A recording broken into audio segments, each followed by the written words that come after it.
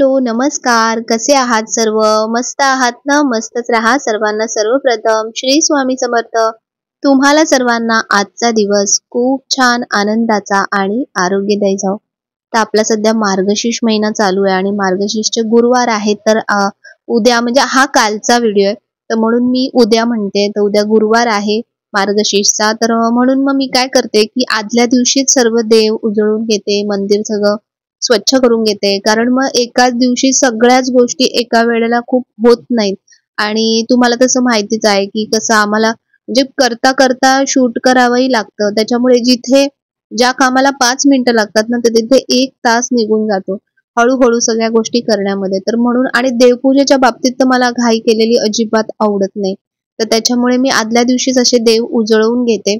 तर बऱ्याचदा बरेच जणांनी प्रश्न विचारले, की "ताई तू देव कसे उजळवते, काय?" तर त्याचे बरेचसे व्हिडिओ आहेत ऑलरेडी चॅनलवरती, की कशाप्रकारे मी देव उजळवते, काय वापरते. आणि बघा आता आज तर मी ठरवलेलं आहे, की पूर्ण म्हणजे संपूर्णच मंदिरच स्वच्छ करायचंय. कारण मंदिराच्या मागच्या बाजूला मी तुम्हाला नंतर दाखवेन बघा किती धूळ बसली होती. आणि हात तिथून साईडने पण पुसायला गेलं ना, तर हात आतमध्ये जात नव्हता. तर म्हणून हे ॲक्चुअली उचलत नाहीये मला.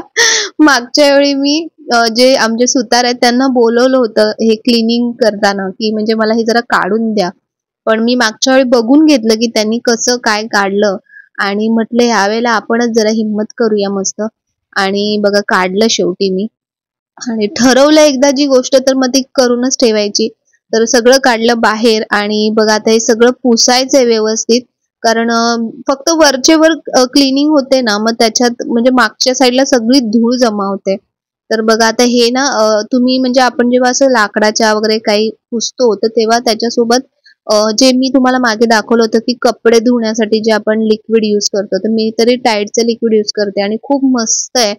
तर ते थोडंसं मिक्स करायचं किंवा लिक्विड नसेल तर शॅम्पू असेल तर शॅम्पू मिक्स करा. मार्बलचे सुद्धा मंदिर स्वच्छ करण्यासाठी सगळ्यात बेस्ट गोष्ट ती म्हणजे शॅम्पू. शॅम्पूने खूप छान शाईन सुद्धा येते आणि पूर्ण मस्त क्लीन होतं. आता माझ्या पण मंदिराला बघा मी पुसते तर किती शाईन येते लाकडाला. आणि इतर वेळी जर तुम्ही हे हे सागाचं लाकूड आहे, तर इतर वेळी जर तुम्ही सारखं पाण्याने पुसत राहाल ना, तर लाकूड खराब होण्याचे चान्सेस जास्त असतात. तर म्हणून मी बाकी रोज जेव्हा मंदिर पुसते, एक फडका मारते, तर तेव्हा सुक्या फडक्यानेच पुसून घेते. तर पूर्ण आठवड्यातून एकदा जेव्हा असं डीप क्लीनिंग असतं, म्हणजे देवांना पण जेव्हा उजळवते, तर तेव्हाच अशा प्रकारे लिक्विडने क्लीन करते. तर जसं आपल्याला म्हणजे हे मंदिर माझ्यासाठी ना खूप प्रॉस्परस आहे. कारण मी जेव्हा बनवत होते, तेव्हा मी या गोष्टीचा विचारही केला नव्हता, की हे मंदिर बघून इतके लोकं असंच मंदिर बनवतील. मी फक्त असंच नॉर्मली नेटवरून वगैरे इकडून-तिकडून असं थोडंसं डिझाइन बघून किंवा मला जसं कम्फर्टेबल वाटेल देव देव ठेवण्यासाठी किंवा देव कसे व्यवस्थित दिसतील. तर ह्या विचाराने मी डिझाइन जवळपास मी सांगते तुम्हाला, की 1 महिना आम्ही हे मंदिराचं पूर्ण काम चालू होतं. कितीतरी गोष्टी परत बनवल्या आहेत. कितीतरी गोष्टी आवडल्या नव्हत्या. मग हा जो कलरही जो केलेला आहे मंदिराला, हा सुद्धा 2 ते 3 वेळा कलर केलाय.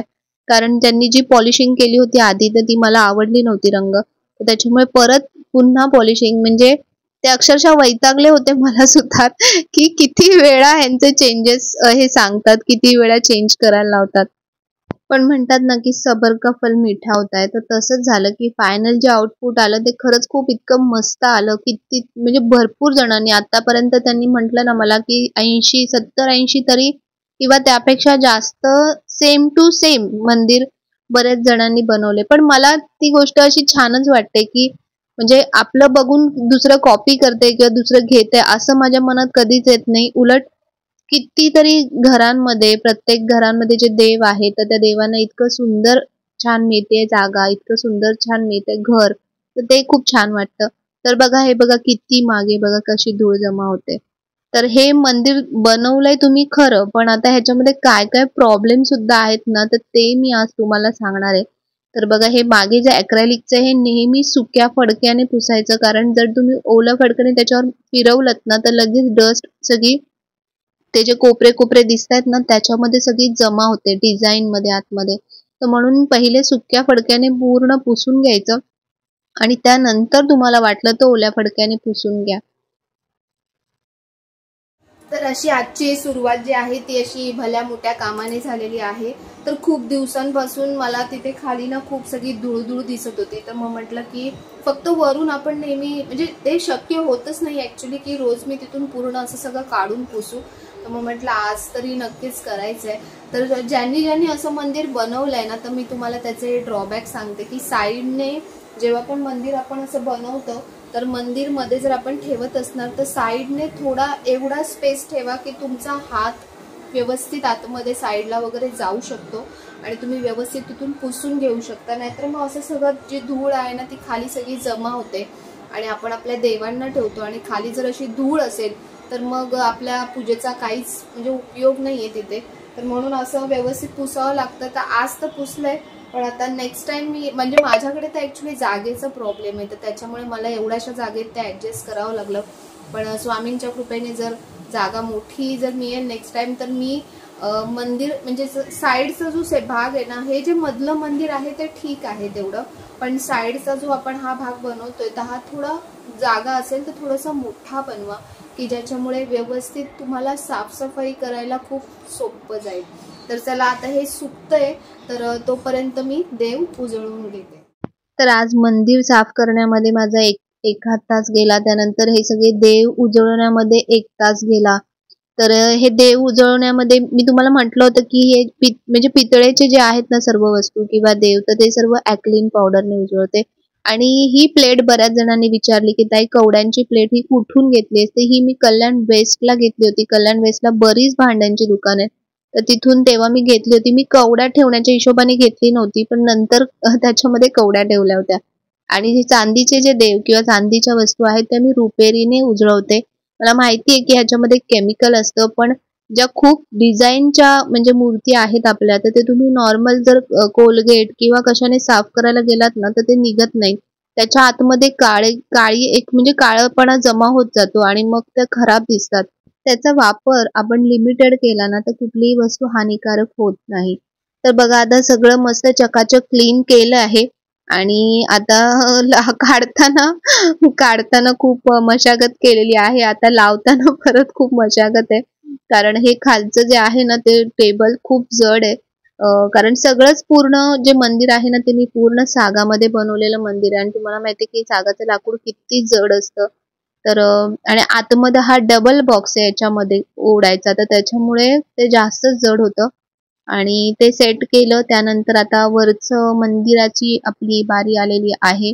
मंदिर ठेवलंय छान, पण क्लिनिंग केल्यावर बघा किती भारी वाटतं, मस्त वाटतं। आणि मागे जी पिन मी करून घेतली आहे ना तर ती अटॅच करायची पिन घेतली आहे, ज्याच्यामुळे पिन काढता येते आणि अशा प्रकारे मंदिर आपल्याला व्यवस्थित काढता येतं, सेट करता येतं। तर आता मंदिर पूर्ण छान असं सेट झालंय, लाईटही लागलेला आहे, सगळ्या गोष्टी व्यवस्थित सेट झाल्यात। तर आता आतमध्ये मंदिराच्या आतमध्ये सगळं आता मला जे देव वगैरे सर्व व्यवस्थित लावायचंय, तर त्याच्या आधी वस्त्र ठेवते। तर आधी माझ्याकडे ज्या पायऱ्या होत्या तुम्ही बघितल्या असतील ज्यांनी आधीचे व्हिडिओ, तर गोल पायऱ्या होत्या मध्ये आणि त्याच्यामुळे ना वस्त्र व्यवस्थित शिवून भेटत नव्हतं मला। हे पण आधीचंच वस्त्र आहे जे मी खाली अंतरायची। तर पण आता हे सरळ पायऱ्या केल्यात ना त्याच्यामुळे खूप बरं पडतं, म्हणजे वस्त्र कसंही तुम्ही कुठल्याही प्रकारचा कपडा वगैरे व्यवस्थित अंथरू शकता। तर आपण जी ही वस्तू बनवतो ना तर बनवतानाच पुढच्या फ्युचरिस्टिक गोष्टींचा थोडासा विचार करूनच बनवायचा। तर मला परत पायऱ्या पुन्हा बनवायला लागल्या या। आणि हे जे वस्त्र दिसतंय ना तर हे मी नॉर्मल पाटावरती टाकण्यासाठी शिवून घेतलं होतं, पण बघा ते इथे मला कामी आलं। म्हणजे असे प्लेन वस्त्र सुद्धा अशा प्लेन पायऱ्या असतील तर त्याच्यावरती आपण अंथरू शकतो। तर आता आपली 60% पूजा झालेली आहे, कारण बघा सगळं क्लीन आणि असं स्वच्छ झालं ना मला खूप मस्त वाटतं। आणि त्यातल्या त्यात देव पण पूर्ण असे उजळवले आणि सगळं मंदिर स्वच्छ केलं तर खूप खूप खूप भारी वाटतं। तर एक भारी गोष्ट आहे ती मला तुम्हाला सांगायची आहे, थोडंसं इकडे तिकडे होतंय तर ते समजून घ्या। तर एक्साइटमेंटमध्ये तर ॲक्च्युली खूप दिवसांपासून मी ही गोष्ट बघत होती, आणि मी शोधत पण होती इकडे तिकडे, परत विचारलं सुद्धा 1-2 जणांना, तर होईल का, तर काही रिस्पॉन्स चांगला आला नाही. आणि त्या दिवशी अचानक मी असं सर्च करत होती, तर सर्च करता करता एक गोष्ट मला ती जी हवी होती ती मिळाली. तर काय आहे माहिती, मी तुम्हाला तर जास्त खेचणार नाही पुढे. तर काय होतं की खूप थंडी होती, तर मी विचार केला की आपल्याला एवढी थंडी लागते तर माझ्या महाराजांना सुद्धा थंडी लागत असेल, म्हणजे बाकीच्या देवांना पण थंडी लागत असेल, पण महाराज आपले स्पेशल आहेत ना. तर म्हणून मग मी माझ्या डोक्यात चालू होतं की महाराजांसाठी मला स्वेटर पाहिजे. पण आता एवढ्याशा महाराजांसाठी कसा स्वेटर मिळेल, तर असाही प्रश्न डोक्यात होता. पण मग शेवटी त्यांनाच म्हटलं की स्वामी मला माहीत नाही, पण मला तुमच्यासाठी स्वेटर पाहिजे. स्वामी म्हणतील ही कुठली पद्धत आहे सांगण्याची आणि मागण्याची. तर पण ते खरंच खूप ग्रेट आहेत की म्हणजे इच्छा मनापासून खरंच असं व्यक्त केली ना तर ते नक्कीच पूर्ण करतात. तर मला जे मिळालं ते म्हणजे की स्वामींसाठी बघा असं क्यूटचं असं हे स्वेटर आहे छान. आणि ही बघा ही क्यूटशी अशी टोपी आहे मस्त. तर ही मला पाठवली आहे ती म्हणजे शीतलताई आहेत की ज्यांचं स्वामी मूर्ती आर्ट म्हणजे त्यांचं स्वामीमय लाईफ शीतल असं काहीतरी चॅनल आहे यूट्यूबला. आणि त्यांचं स्वामी मूर्ती आर्ट असं पण आहे की जिथून ते या सगळ्या वस्तू पाठवतात. स्वेटर म्हणा, स्वामींच्या छान छान मोठ्या छोट्या मूर्ती, परत बरंच म्हणजे आपल्या पूजेच्या रिलेटेड जे पण सामान लागतं तर ते सगळं त्यांनी त्या पाठवतात.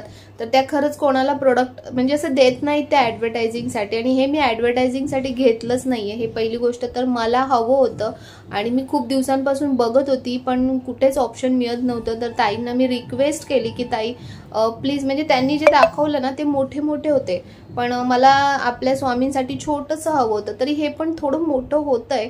तर त्या ताईंनी, ज्या ताई विणतात ही गोष्ट, तर त्यांना सांगितलं आणि त्यांनी मला रात्रीमध्ये म्हणजे एका रात्रीमध्ये मला 2 हे पीस बनवून दिले. हा एक कलर आहे आणि असाच एक ऑरेंज कलर सुद्धा आहे.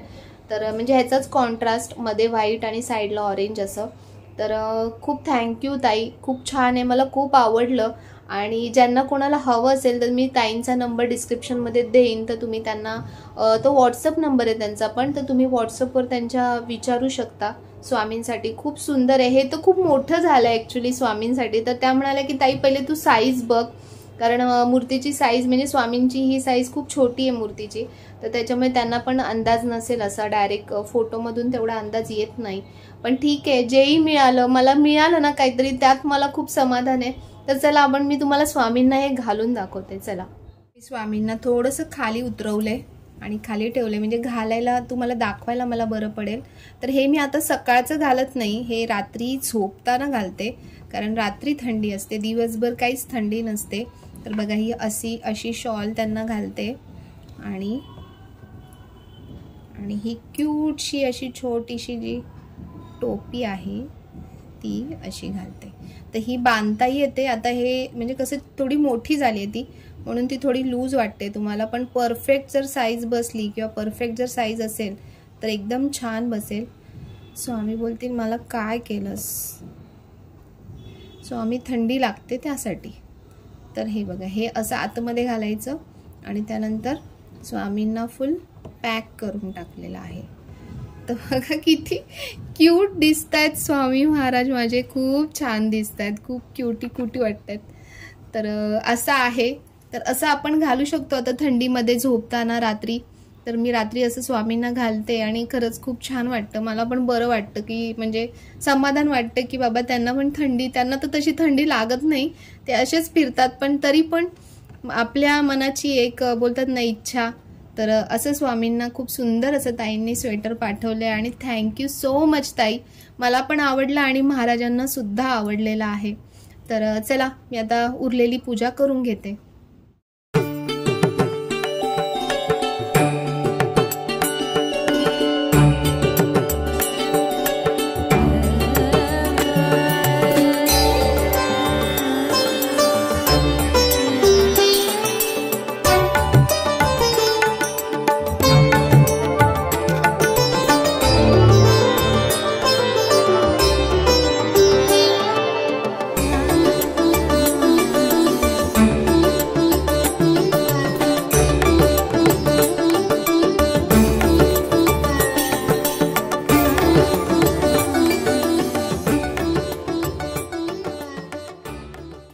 तर आज मी तुम्हाला दाखवणार आहे इन्स्टंट स्नॅक्स आणि एकदम हेल्दी, ते म्हणजे मखाना. तुम्हाला माहितीच असेल, मखाना इझिली मिळतात आणि खूप खूप हेल्दी असतात. तर मुलांना असं चहाच्या वेळेला किंवा मधल्या टायमिंगमध्ये काही ना काही असं तोंडात टाकण्यासाठी हवं असतं. तर ही गोष्ट एकदम भारी आहे, एकदम सोपी आहे.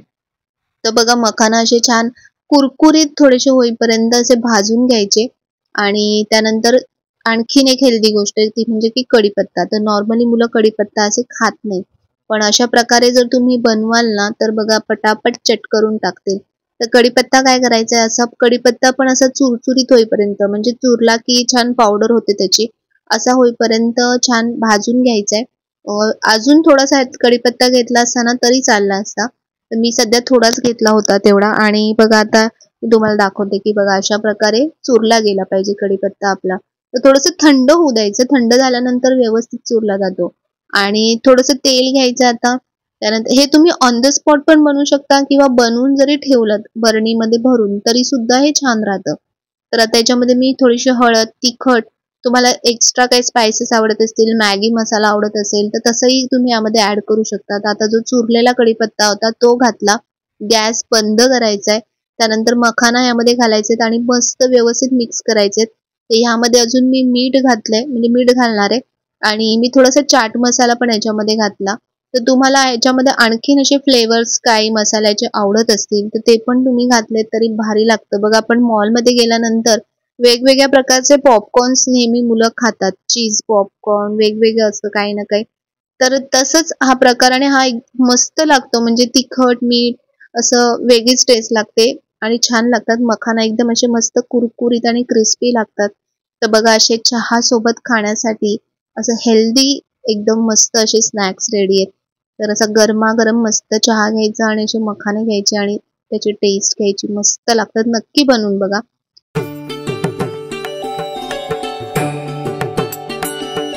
तर आता जाऊन मी खाली सामान सगळं घेऊन आली. उद्याच्या पूजेचं सामान काही जास्त नसतं. पहिल्याच गुरुवारी आपल्याला बरंचसं सामान आणावं लागतं. नंतर मग फक्त आपल्याला 5 फळं, पानं आणि फुलं वगैरे, गजरे, बस एवढंच सामान आणायला लागतं. तर बाहेर खूप गर्दी होती, पण बऱ्याचशा बायका मला वाटतं उद्याच उद्यापन करणार आहेत, चौथ्या दिवशी. तर बरेच काय काय प्रश्न सुद्धा आले होते, काल मी बघितले. तर मी जे कालचा व्हिडिओ जो होता त्याच्यात मी तुम्हाला बरंचसं सगळं एक्सप्लेन केलेलं आहे की म्हणजे 5 गुरुवार आहेत, 5व्या गुरुवारी का उद्यापन करायचं. तर तुमचे तरी बरेचसे प्रश्न काय ना काय होते त्याच्यामध्ये. तर त्यांना ज्या ज्या जशा जशा कमेंट्स आल्या तर त्यांना मी तसं तसं रिप्लाय केलेला आहे. आणि उद्याचं काय करायचं, कारण दर गुरुवारी काहीतरी वेगळं करायचं माझ्या डोक्यात असतं. तर उद्याचं ना मला खूप छान एक थीम होती, पण ती गोष्ट आली नाही. ऍक्च्युली मी सांगितली होती पण ती गोष्ट आली नाही. तर त्याच्यामुळे मला असं वाटतं देवी आईला 5व्याच गुरुवारी ते सगळं माझ्याकडून करून घ्यायचंय. तर खूप सुंदर आहे ते, तुम्हाला पण खूप आवडेल. ऍक्च्युली लवकर आलं असतं ना तर खूप बरं झालं असतं, म्हणजे ज्यांना ज्यांना पाहिजे असेल त्यांनी पण मागवली असते ती गोष्ट, पण ती नाही आली. तर ठीक आहे, बघू. जर सकाळीपर्यंत वगैरे आली तर मग माझं प्लॅन चेंज होईल. पण तरी पण आता मग बाकीची थोडी तयारी मला करावी लागेल सकाळसाठी. सगळं थोडंसं काय काय डेकोरेशनचं काय करायचंय तर ती थोडीशी तयारी मी करून ठेवेन. आणि हे जे मी तुम्हाला दाखवलं स्वामींना जे हे मी मागवलंय, तर ह्या ताईंचा नंबर जो आहे तो मी डिस्क्रिप्शनमध्ये देईन. तर तुम्हाला कोणाला हवं असेल तर तुम्ही नक्की मागवा.